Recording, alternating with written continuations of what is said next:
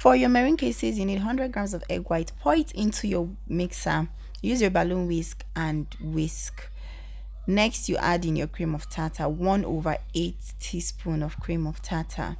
Then you begin to add in your sugar, little by little, 100 grams of sugar, and then you allow it to mix properly, like you're whisking it, and you just want it to get to not soft peak, because this is soft peak right now.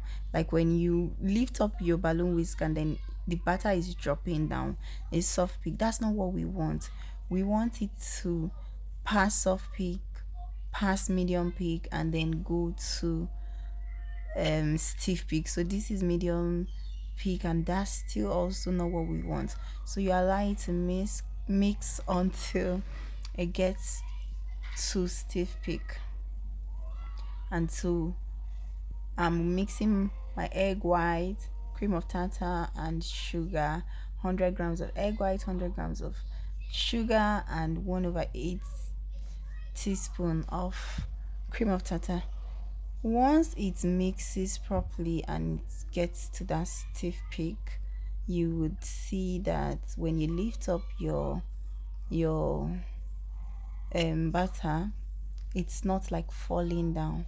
And you take it down and then fold in your icing sugar gradually. Like you don't just pour in all the icing sugar, you fold it in gradually. And while you're folding in the mixer, you make sure that you don't deflate the mixture. So I'm going to show you how to do it. Just gradually pour it in and begin to fold carefully, making sure that you don't deflate all of the air that you have incorporated into this mixture. It's also important not to over mix. That's why you mix a little before you pour in the next icing sugar. Like you don't over mix it, if not you're going to lose that stiffness and all of the air bubbles in your mixture. So pour in everything, mix it properly until you see that glossy look. You can see how glossy it looks, and then it's time to color it. You can use whatever color you want, but make sure it's paste or powdered color. If you use liquid color, it's going to reduce the consistency of your mixture, and it's when you start when you start piping, it won't hold, it will lose its shape. So we're using different colors for our meringue kisses today. We're using blue, yellow, and pink. Now blue, yellow, pink, and white. And make sure that when you put in the color, you also don't over mix. So we'll put in our colors, mix carefully. So I'm not going to be talking because right now all we are just doing is mixing in the colors and putting in the piping bag.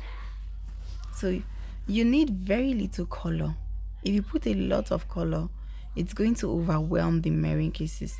Just a little touch of color and you see that the colors are already popping out. So just a little.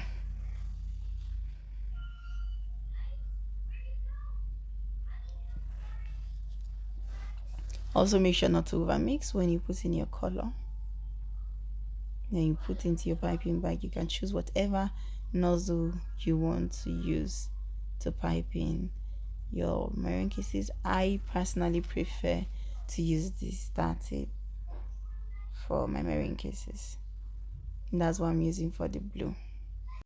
Once you're done putting in all your colors and you have all the colors you want to work with, you line your pan with parchment paper, because if you just pipe it onto the pan, meringue kisses are going to stick to the pan.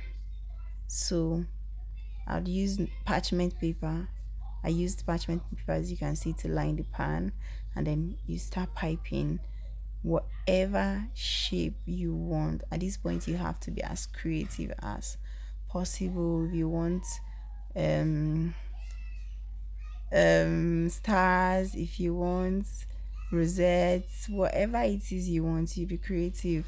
When you're done, if you want to add dredges on them, if you want to add gold leaves, sprinkles, whatever you want to add, you can add. Just be as creative as possible. Once you're done piping all the meringue kisses onto your pan, you take it to the oven and you bake it at 100 degree. If it's higher than 100, it's going to lose its color, it will burn. So you have to maintain that 100 degrees for an hour. Once you can lift it out of the parchment paper and it doesn't stick, it's ready. Just store it in an airtight container.